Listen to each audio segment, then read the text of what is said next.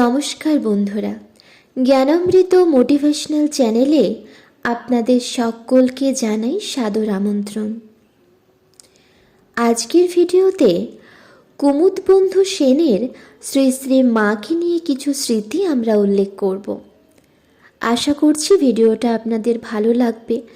ভিডিওটা শেষ পর্যন্ত দেখলে আপনারা অনেক কিছু জানতে পারবেন, অনেক কিছু শিখতে পারবেন।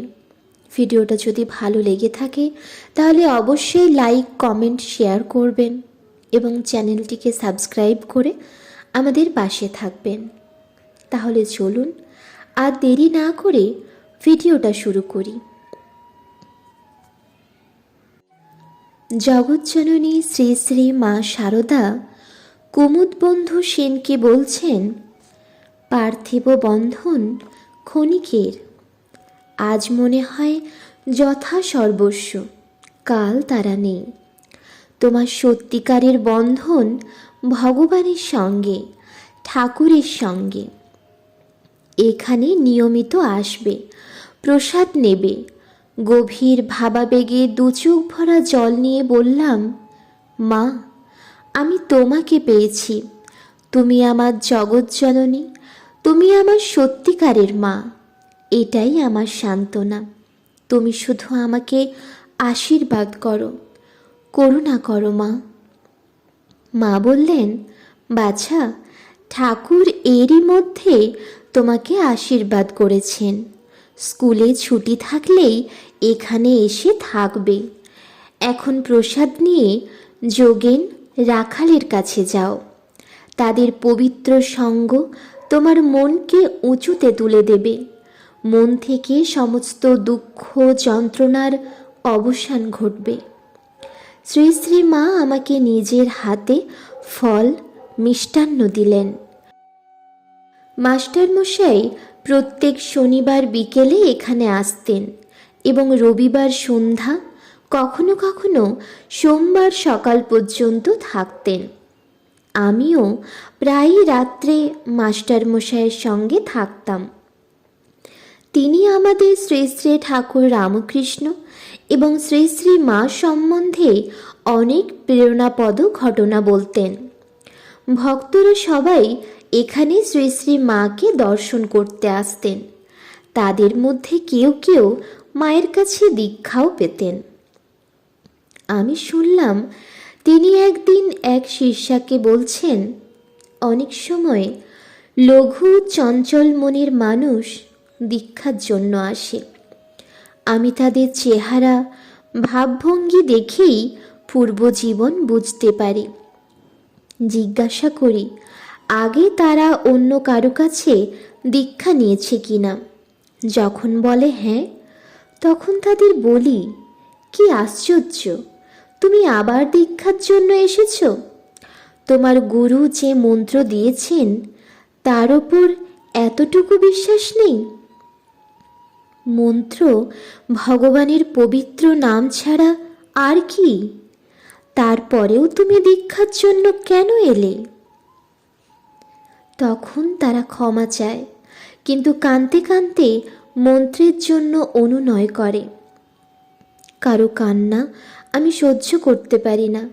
তখন ঠাকুরকে বলি, ঠাকুর, এদের বিশ্বাসে জোর এনে দাও। তারপর ঠাকুরের নির্দেশে নতুন মন্ত্র দিই। এই অতিরিক্ত মন্ত্র দিই ঈশ্বরের প্রতি তাদের ভক্তি, বিশ্বাস বাড়াবার শক্তি হিসাবে। সে কথা শুনে শিষ্যা বললেন, তোমার কৃপা এবং আশীর্বাদে তারা বেঁচে গেল।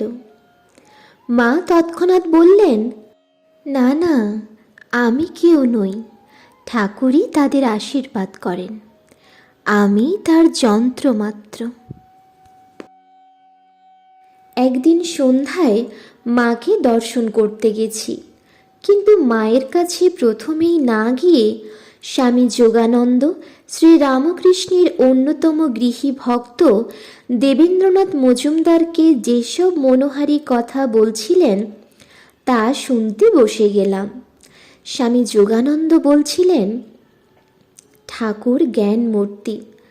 ঠাকুর প্রায়ই আমাদের বলতেন, মা কালীর কাছ থেকেই তার সকল শিক্ষা। ঠাকুরের উপদেশ, কথা, গল্প এই সবই তার তীক্ষ্ণ পর্যবেক্ষণ, গভীর চিন্তাশক্তি এবং সূক্ষ্ম ক্ষমতার পরিচায়ক। ওইসব মনের মধ্যে নতুন আলো জ্বালায়, সমস্ত সন্দেহ দূর করে, সমস্যার সমাধান করে দেয়। তখন তাকে বুঝতে পারিনি। এখন যতই দিন যাচ্ছে ততই যেন ঝলকে ঝলকে বুঝছি। ওই মানব দেহ মন্দিরে আশ্রয় পেয়েছিল কোনো অনন্ত জ্ঞান ও অসীম প্রেম। সাধারণ কথা ও কাজও কত গভীর অর্থদ্যোতক তা বুঝতে পারি। বৈষ্ণবেরা যে বলে শ্রী চৈতন্য গভীর সমাধিতে বা ঈশ্বর উন্মত্ততায় যা কিছু করেছেন সবই দিব্যলীলা, সেই কথা ঠাকুর সম্পর্কেও সত্য। নিজেদের অভিজ্ঞতা থেকে বুঝছি। ঠাকুর বাল্যকাল থেকেই ঈশ্বর প্রেমে উন্মত্ত। তার প্রজ্ঞা, চরিত্র, অসাধারণ ব্যক্তিত্বে আকৃষ্ট হয়েছে সমাজের সর্বস্তরের মানুষ। উচ্চতম, নিম্নতম সব মানুষ তার কাছে ছুটে আসত। কাউকেই তিনি কখনো অবজ্ঞা করেননি, পাপী বা পুণ্যবান যেই হোক না কেন। সাধারণ মানুষ তার অপূর্ব জীবন, অম্লান পবিত্রতা, সীমাহীন ভালোবাসা, অভূতপূর্ব তপস্যা, সর্বাত্মক আধ্যাত্ম উপলব্ধি এবং গভীর বাণী ও শিক্ষার পূর্ণ তাৎপর্য উপলব্ধিতে সমর্থ নয়। পূর্ব ঋষি ও অবতারদের উপলব্ধি এবং শাস্ত্রসমূহে লিখিত আধ্যাত্ম সত্যের উন্মোচন কক্ষ তার জীবন। নরেনকে তিনি সপ্তর্ষি মণ্ডল থেকে বিশেষভাবে এনেছিলেন তার উচ্চ আদর্শের প্রচারের জন্য, যাতে সাধারণ মানুষের কল্যাণ হয়, মানব সমাজ উন্নীত হয়। দেবেন্দ্রনাথ মজুমদারও শ্রীরামকৃষ্ণ প্রসঙ্গ করলেন। তিনি বিশেষভাবে ঠাকুরের ভালোবাসা, করুণার কথা বললেন। তিনি যখন সংসার ত্যাগের সিদ্ধান্ত নেন, তখন ঠাকুর তার শোকার্ত বৃদ্ধা মাতার কথা স্মরণ করিয়ে বললেন, দেখো, তোমার ভাই সুরেন্দ্র মারা গেছে। এখন তোমার কর্তব্য জগৎমাতা জ্ঞানে নিজের জন্মদাত্রী মাকে সেবা করা। সাংসারিক দুঃখ কষ্ট থেকে বৈরাগ্য এলে সে বৈরাগ্য দীর্ঘস্থায়ী হয় না। সংসারে থেকে মায়ের সেবা করো, তাই তোমার আদি কর্তব্য, তাই তোমার ধর্ম। আন্তরিকতার সঙ্গে তা যদি তুমি করতে পারো, তুমি আধ্যাত্মিকতার পথে এগোতে পারবে। আমি একান্ত নিবিষ্ট মনে এইসব কথা শুনছিলাম।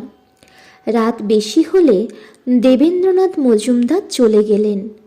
তখন আমার খেয়াল হলো, মাকে তো দর্শন করা হয়নি। অথচ বিশেষভাবে সেজন্যই আমার আশা। স্বামী যোগানন্দকে সে কথা বললাম। তিনি গোলাপ মাকে ডেকে শ্রী শ্রী মাকে জানাতে বললেন। গোলাপ মা উত্তরে জানালেন, মা শুয়ে পড়েছেন। আমাকে হতাশ এবং বিষণ্ণ দেখে স্বামী যোগানন্দ বললেন, আর কিছু করার নেই, মা ঘুমিয়ে পড়েছেন, কাল এসো। তার কথা যেই শেষ হয়েছে, অমনি গোলাপ মা আমাকে ডেকে বললেন, মা তোমার জন্য অপেক্ষা করছেন, এখনই এসো। আমার বুক আনন্দে নেচে উঠল। তখনই উপরে উঠে গেলাম এবং মায়ের পাদস্পর্শ করার সৌভাগ্যও হলো। মা জিজ্ঞাসা করলেন, এত দেরি করলে কেন? উত্তরে বললাম, মা, আমি যোগীন মহারাজ এবং দেবেন মজুমদারের কথাবার্তা এত মন দিয়ে শুনছিলাম যে সময়ের খেয়াল ছিল না। মা হাসলেন, তারপর বললেন, তা বেশ, ঠাকুরের সঙ্গে দিব্য লীলায় মগ্ন ছিলে, তাই মাকে ভুলে গিয়েছিলে। কোনো যোগ্য উত্তর না দিতে পেরে আমি নিশ্চুপ। মা সস্নেহে বললেন, বাবা এখন বাড়ি যাও, অনেক রাত হয়ে গেছে। আনন্দে ভরপুর হয়ে নিচে নেমে এলাম। সাধুদের কাছ থেকে বিদায় নিয়ে বাড়ি ফিরলাম। নিজের মনে ভাবতে লাগলাম, শ্রী শ্রী মায়ের কি গভীর স্নেহ এবং দয়া আমার ওপর। রাত্রে বিছানা ছেড়ে তিনি বেরিয়ে এলেন কেবল আমাকে দর্শন দেবার জন্যই।